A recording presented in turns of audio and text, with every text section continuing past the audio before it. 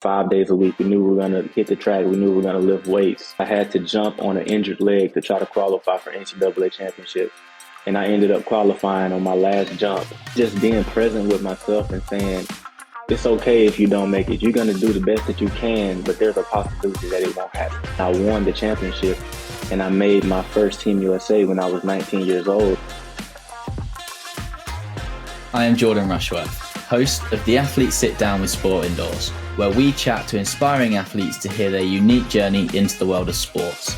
Sport Indoors are a global leader in connecting brands with the ideal athlete to forge powerful partnerships and increase exposure for both sides alike. With access to over 5,000 athletes across 90 different disciplines, Sport Indoors is your go-to platform to find a perfect athlete fit for your social media campaign, brand ambassador role, or keynote speaking engagement. Welcome back to another episode of the Athlete Sitdown, where we dive into the inspiring stories of elite athletes from around the world. Today, we have a very special guest joining us, a rising star in the world of high jump. He's a collegiate champion and an emerging talent on the international stage. It's the incredible Dontavious Hill. Dontavious, how are you? Doing good. Thank you for having me. No problem at all. So tell us a little bit about yourself, obviously your story and how you originally got into high jump. So I started high jumping when I was about 14 years old. I got into it in high school. And the reason why I started was because my older brother actually did it before I did. So when I was in the 8th grade, going into the 9th, my older brother was jumping at our high school and he ended up making it to the state championship. So I knew that whenever I got to high school, I wanted to do the same thing. So I started jumping. I started out my freshman year. I was not good at all. I jumped like 4 feet 8 inches in one competition. And I just got better and better over the years, went from 4'8" to 5'10" as a sophomore, 6'3" as a junior, and had a breakout year as a senior to jump 7 feet and just went on to do some great things. Absolutely. And you jumped 8 feet. What is, this is just sort of me thinking now, what is the sort of Olympic standard? Because I don't know actually what the height for Olympic standard is. All right, so the Olympic standard is 7 feet, 7 inches and 3/4. Out of high school, my best was 7 feet, and now my best is 7'5" after having 5 years in the collegiate system and having my first year professional. Okay, and obviously you mentioned you started because of your brother. What's he doing now? Is he still high jumping or? So my brother, he did high jump, but he was also a football player. So he played American football. So he ended up going to college to play Division I football at the University of Massachusetts. And so he did that for 5-6 years, played Division I football as a wide receiver, and now he's done with that and he's working. Wow, nice. So you started in high jump and then you obviously went through into college. What was the sort of college recruitment process like for you? How did you sort of decide on Auburn? Right. So I got recruited late, since I told you I didn't jump high until my senior year. So I didn't really have a whole lot of options on the table. I was from Alabama, so Auburn is in Alabama. And I also had an option to want to go to the University of Alabama, and those two schools are rivals. And I had probably 2 more options, but I didn't really have a whole lot, like I said, because I got recruited late. But I chose Auburn because they seemed more interested in me out of any of the other schools that were on the list. And I took a visit to Auburn. I felt at home. I loved my coaches there, and it just felt very genuine, and I felt at home. No, absolutely. And you said sort of you got recruited late. So how was the sort of transition from being a high school high jumper to competing at the sort of collegiate level? Yeah, it was interesting because coming in as a 7-footer, that's kind of the mark in the U.S. of considering being very, very good coming in. There was a lot of expectations for me. My teammates thought highly of me out the gate. They wanted me to perform. My coaches did. But when I think about the competition and all that, of course, the competition level rose, but at the end of the day, the sport stayed the same. It was still the same sport. It was just a different level of competition. Absolutely. Were there any sort of adjustments you had to make sure you were still performing above your peers and obviously your competitors? Yes. So a lot of those adjustments ended up coming like off the track because I didn't realize how difficult college would be when it comes to academics. In high school, for me in America, academics was very easy. I breezed through it. But whenever I got to college, I took on mechanical engineering as my major. and it was one of the more difficult majors. And I struggled with that throughout my whole collegiate career. Why did you choose chemical engineering, if I may ask? So I chose it because I was good at math and I enjoyed, technical things coming out of high school, but it wasn't what I thought it was. It was not what I thought it was at all. It was a whole lot more difficult. I had to take Cal 1, Cal 2, Cal 3, all the physics, and then the engineering major courses, which were difficult also. Yeah, and you sort of mentioned that your adjustments came off the field. Was that sort of balancing both your studies and your sport?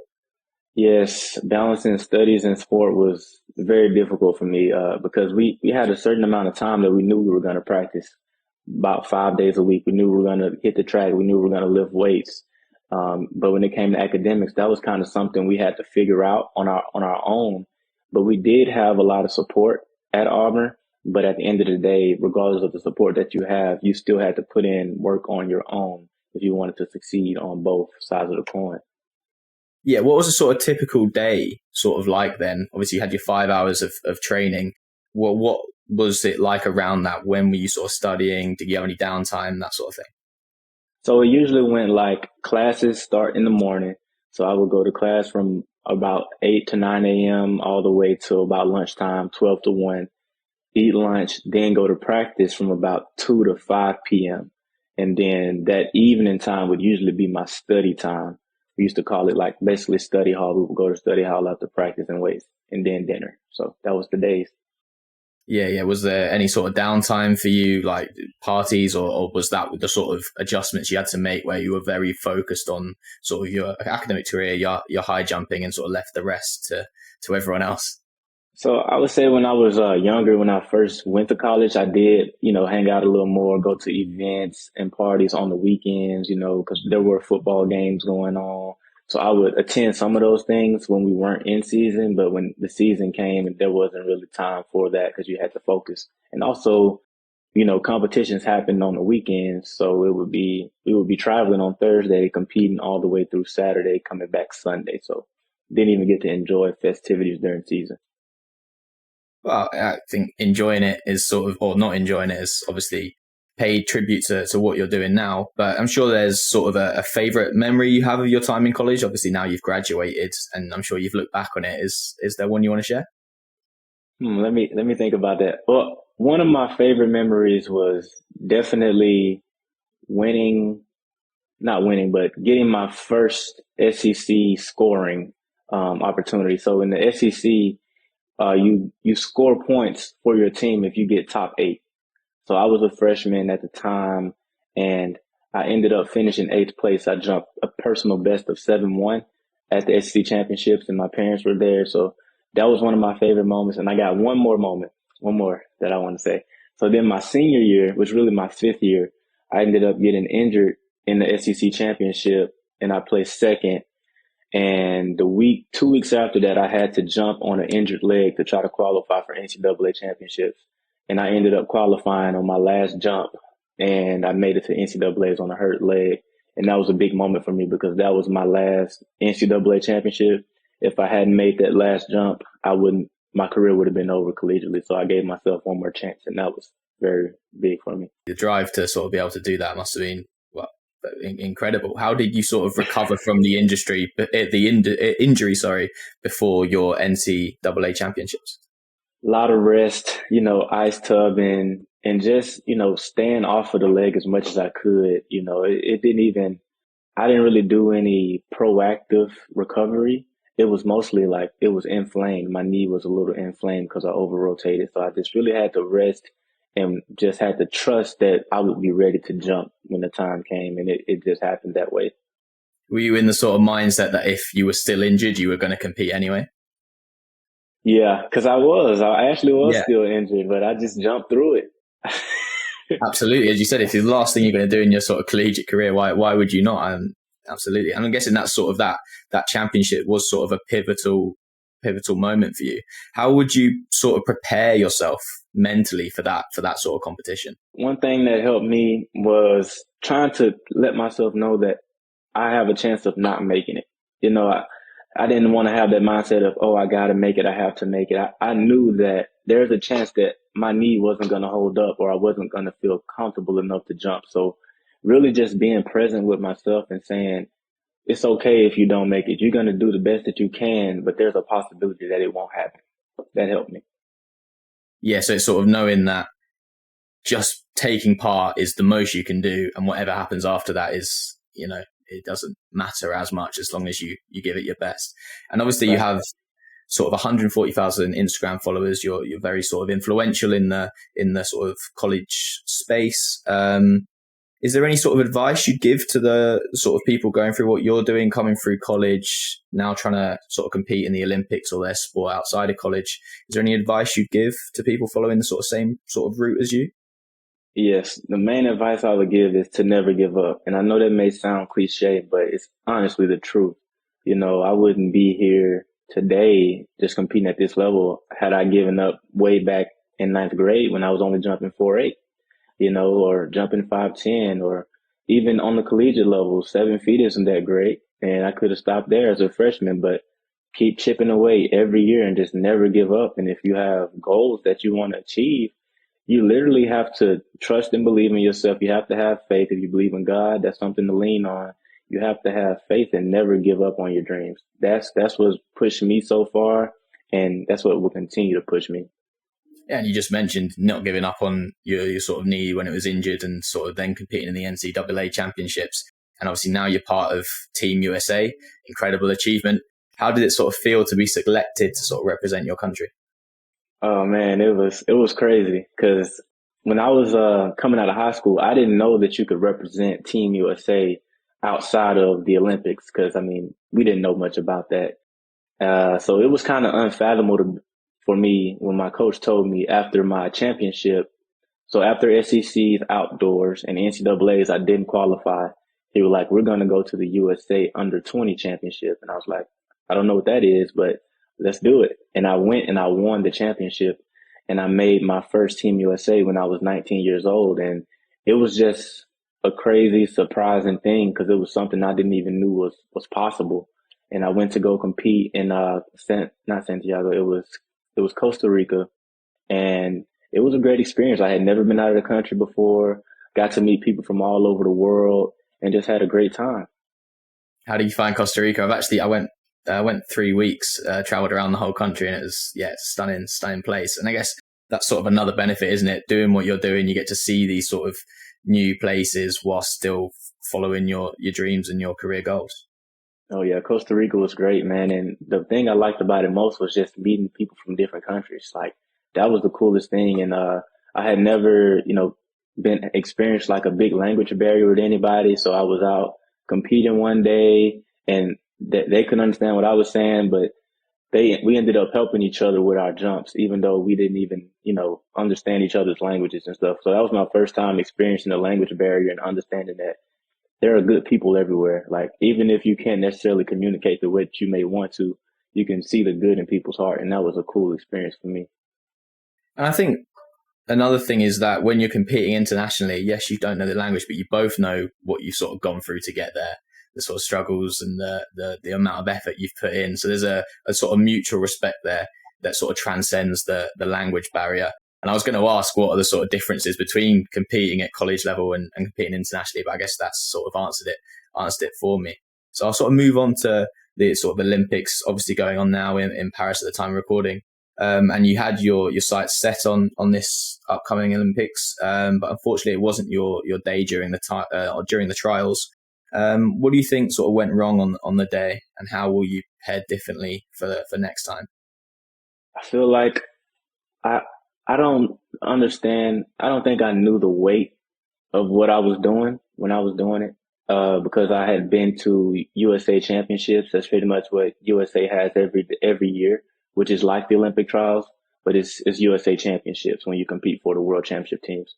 So I had been, like I told you, I had been to under 20 USAs. I had been to under 20, and I've been to the regular USA Championship, placed third. I placed sixth, and this was going to be just another USA Championship in my mind. And it didn't really weigh on me that, man, this is the Olympic trials until I was out there competing. I knew it was the Olympic trials, but I didn't understand that I would feel differently when I was competing. I felt stressed. I felt like I had more pressure on me. I felt small, like I had to get it done. Remember when I told you earlier, I was in a moment when I was injured and I accepted the fact that I could not succeed and I would have to be okay with that. Yeah. When I was at the Olympic trials, I didn't really accept the fact that I wouldn't make it. I was just out there just trying to do my best to make it because I didn't want to let anybody down. So I didn't compete peacefully. I didn't compete happily with joy in my heart and trusting in myself. That was the difference, I believe. And that's sort of what you're going to do next time you're going to go there. And also there's less pressure because you know how you're going to feel, or you feel like you know how you're going to feel the next time, and you can then adjust accordingly in your preparation, and also when you're there. So yeah, I think it's obviously 4 years now, but you've got a lot of time to prepare, and it gives you definitely a sort of leap above everyone else that are new coming in your position as you were a month ago. So absolutely. Are you a brand seeking an influencer to enhance trust and visibility with your audience? Or are you an elite athlete eager to feature in advertisements or promote products on social media? We're a unique platform connecting top-tier athletes with brands for impactful partnerships in your area. For brand managers, we simplify dealings with athletes and celebrities. For athletes, we offer opportunities to collaborate with like-minded brands. With a strong global community, Sport Endorse is your gateway to success. www.sportendorse.com, where brands can book a free demo on the platform, while athletes can sign up for free.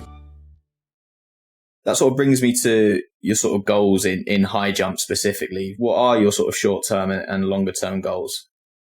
Well, short term, I definitely want to make a major championship team. So a major championship would be a world championship team or an Olympic team. I have yet to make one of those, even though I've been a part of Team USA 3 times. So I definitely want to be a part of one of those teams. I also want to earn an international medal. Even though I've competed 3 times for Team USA, I've never finished on the podium. I've finished 5th place, 4th place, and 5th place, one jump away from getting a medal every time. So definitely want to get that done. And, I want to be an Olympian someday. I have to find what that truly means to me. But yeah, those are 2 of my main goals: make the major team and, get a medal. But personal record goals, I want to break the American record and I want to attempt to break the world record. I think it's possible. I don't think it's impossible. So nothing's impossible. Absolutely not. And you know what they say, shoot for the moon and you'll land on the stars. So it's a great goals to have. And I also like to ask sort of maybe a more personal question, but what does sort of success look like for you outside of high jump in your life and moving forward? That's a cool question. I feel like one thing I have to remind myself is that I'm living in my dream life. You know what I'm saying? Like, this is everything that I couldn't even imagine. I couldn't even imagine doing what I'm doing now. But success outside of that, I'm starting to get into coaching. So I've been technically coaching online for the past really 3 years or so, just with the youth athletes who DM me and I help them with their jumps. And I've been able to talk to some kids over a 2-3 year period who've gotten better and better. So I'm actually going to try to, branch out and have my own coaching / camps kind of thing just to help the youth out. So that's one thing outside of my life that I'm doing, and content creation also, which is also tied to high jump, but there are other things tied into that too, like the mental health side of things, the faith side of things, but it all ties back into who I am and also the sport as well. And the sort of influencing thing also leads on to coaching as well, doesn't it? You can coach through that and reach a broader audience. But I'm guessing that a future goal is that coaching sort of Olympic high jumpers in the longer distance future, or is it purely bringing up the youth and making sure that giving them the best chance to succeed? Yeah, I honestly like the coaching with the youth because I haven't had any experience coaching with athletes on my level other than just helping my teammates out and things like that. But I really enjoy the youth because I feel like you get in the root of what they will become. And instead of getting the kids that I've already technically made it, but you get to deal with so many other aspects of the youth, that might not feel like they can make it or who have different issues with confidence or self-belief, and you can help them with those things. And my whole goal is to make them infectious and help those around them. That's my whole goal. You want to help. If I can help one person and they can end up helping two or three, then I feel like I did my job. It's a very mature response. And obviously you mentioned the mental health through your influencing, and you're obviously very open about being a mental health advocate. I just wondered what sort of that is due to. Is that struggles that you've had in the past or someone close to you? Yeah, so growing up, I struggled athletically. I was always great in the classroom academically, but I struggled athletically, like because I was always undersized. Like right now, I'm 6'2", but when I was in ninth grade, when I was 14 years old, I was about 5'2". It's like 14 years old, 5'2", and I slowly grew throughout the years. And a part of that was my older brother. So I was undersized. My older brother was 1 year older than me, but he was always oversized. So when I was 5'2", he was like 6'2". And it's like he's only 1 year older than me. So I struggled with my confidence, wanting to achieve, wanting to succeed. And that really took a toll on my mental health because I always thought I would never be good at anything. I always thought I would never be able to make it. I couldn't make any school teams growing up. I tried out for basketball, football, could never make the team. But when I did make the team, I couldn't play. They didn't put me in the game because I wasn't good enough or I was undersized. So those things really made my upbringing difficult as a child, because as a youth athlete, at least in my family, the main focus was kind of sports. That was like our fun or extracurricular, sports was everything. So not being able to succeed at that, it really took a toll on me. And I finally got my time to shine when I was a senior in high school, when I ran off with the high jump and got great and had a great collegiate career. So nowadays I try to, preach that to the youth and let them know about my own struggles, even like currently, and then sometimes I bring up things from the past of what happened or how I made it. And just, I feel like I can touch somebody. No, absolutely. And it's great to hear sort of from yourself for a kid to see how you've got there and the struggles that you've faced and the fact that you've managed to push through that and get to where you are now sort of gives that inspiration to the kids. Oh, yeah. And obviously you can then be a sort of an influence for them, but who's sort of influenced you? Is there any role models or influences in your life, either in sort of high jump or sports or outside of it? Oh yeah. So my first role model, I would say, was my older brother, So like I said, how I wasn't able to achieve, he was always achieving. He was always that goal to shoot for. I want to be great. I want to be great like my older brother, or I want to, we had a sibling rivalry. I know you heard of rivalry before, but I wanted to rival my brother. So he always kept me shooting for more every year, shooting for more, trying to get better.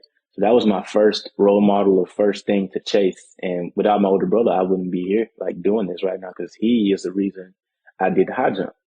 I wanted to do it because he was so great at it. I said, I can do that. And even though it took me 4 years to get great at it, I eventually got good. But so that was my first role model. Do you and your brother still have a sibling rivalry, or has it kind of died down a little bit as you've got older?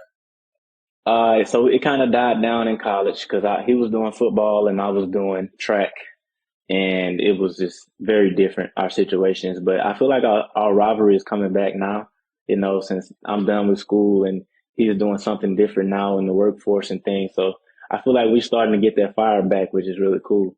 Yeah. What are you competing about now that you're older? Well, we compete about a lot of things, man. We had this thing where we were trying to work out. We were working out simultaneously and trying to, get a certain physique. We had a thing where we were trying to eat right. Just personal things, just everyday life things that we try to push each other and get better at. Like small things that mean nothing to anyone else, but is about you guys. I know what you mean. Yeah. But yeah, so you're mentioning your other role models. Oh, so one of my role models is definitely my mom. My mom is a hard worker. My mom has been working since she was young just to support me and my brother. My mom is definitely one of my role models. Can't say enough about her. Absolutely. And sort of you've learned these lessons, whether that be mental health advocate, your problem with your knees, and you've managed to battle through it. Is there any other sort of valuable lessons you've learned throughout your experiences, whether that be high school, college, or where you are now, that have sort of impacted your personal life? One of the best things I learned, which kind of came across me during my junior/senior year going into that, was nobody is truly going to care about what you're doing unless you care about it yourself. And I learned that through track, because track and field is a kind of an underrepresented sport, especially in America. It's not as popular. So during my senior year, I decided to treat track like it was my own movie, like it was my own TV show, broadcasting everything, making YouTube channels, like going to the competitions, posting on Instagram, like I'm going to jump here. And at first people were like, oh, that's okay. Like, that's cool. But eventually people started to care about it because they saw how much I cared about it. And more importantly, the youth started to follow and care about it. So I was able to build a following, which went from like 2,000, 3,000 to now 140,000, just because I showed that I cared about something that I love to do, because other people also love it, but they're scared to, put that out there because they think people are going to think it's not cool. Oh, it's just track. It's not that cool. And that's why some people never get to grow into what they truly want to be. No, I absolutely agree. And I think sort of stuff that, isn't as mainstream, if someone really believes in it and really enjoys it, it is sort of infectious. And even if I know I'm picking at straws here and it's completely left field, but something like sewing, if I come across something and I've obviously never sewed in my life and they're really that into it, then it interests me and I want to hear about it. And I know it's completely different on what you're talking about, but I'm just sort of giving an example there. But yeah, and I also wanted to talk about sort of a recent sort of news segment, get your sort of opinion on it. And sort of one of the biggest Olympic high jump stories from recent years is obviously coming out of Tokyo 2020, when two high jumpers sort of decided to split the gold medal and get a gold medal each, rather than compete in a jump off. And I wanted to sort of get your thoughts on that, and sort of, would you have made the same decision, or would you have wanted to compete in the jump off and possibly get silver? Me personally, so I'm gonna speak on their situation first. So those two jumpers, Mutaz Barshim and Gianmarco Tamberi. Gianmarco Tamberi is actually my favorite high jumper, by the way, the Italian. Yeah. I love his energy and everything he brings to the sport. But those guys have been competing against each other for probably the past 10 to 12 years. Yeah, they were friends, weren't they? Yeah, good friends. So known each other for a long time. And neither one of them had ever won Olympic gold. I don't think Tamberi had never won an Olympic medal, period. And Barshim had won bronze and silver. So for them to share that moment, it was much deeper than, we're just going to out jump each other and just see who gets the gold. Neither one of them had the opportunity to get the gold, and they knew that would be one of their last opportunities as friends. And for them to share that, I thought it was a beautiful thing. I thought it was the coolest thing ever. And that's what I think for them. For me, honestly, if I had a situation like that, I probably would have shared it just because it was possible. I've always been like a team player, and in the field events, there's not this big rivalry of, I don't like this guy. That kind of happens in the sprint sometimes, and a little bit in the distance. But field events are more brotherly and sisterly. Like, we're together, we're all working toward the same thing. So I feel like that was a very field event thing to do, and I would have probably done the same thing. It's a different take. I didn't realize sort of field events are more sort of brotherly, and the sprint events or the track events are more sort of competitive. Do you know why that is? Why do you think that is? I don't know, actually. I think it's I honestly do not know. I can't even tell you why. I feel like sprints, I think it's the personality of the sprinters. A lot of the sprinters grow up as the guy or the girl, because 100 meter, 200 meter, that is the thing. That's the most popular thing. So you get all of these athletes who come from being at the top of where they were.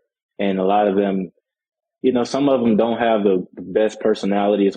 By best personality, I mean, I say like they're more competitive and more, I got to do this, I got to do that. Some jumpers, jumpers progressions can be all over the place. It's so different from running. Like you can have a guy who goes from I was jumping 4'8" when I was 14 to jumping 7 feet when I was 18. And then you got people who jump 6'6" at 18 who are now jumping 7'6".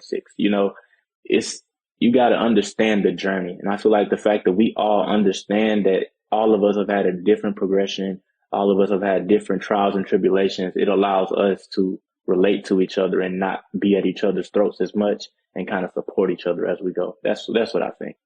No, and I agree. And I think going back to the sort of the sharing the gold, I don't see why anyone wouldn't. You get a chance of gold. No one can take that away from you. And yeah, I think they definitely made the decision that I would have made. And sort of I'll move on to Sport Endorse's Fast Five, as I mentioned before. It's the sort of Fast Five questions. Try and answer them as quickly as you possibly can. So if you could be another athlete, who would you be? Oh, I don't know. Let's say I would be LeBron James. I feel like he's a great inspiration. Longevity, the length of time he's played in the game, the influence he's had. LeBron. Yeah, and he's at the Olympics now, isn't he? Oh yeah, tearing it up again. What is a brand you use that people would be surprised by? Brand I use.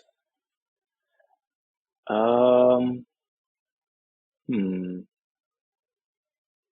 don't know actually. How about Zentos? Zentos is a foot care brand that helps you with your feet. Zentos.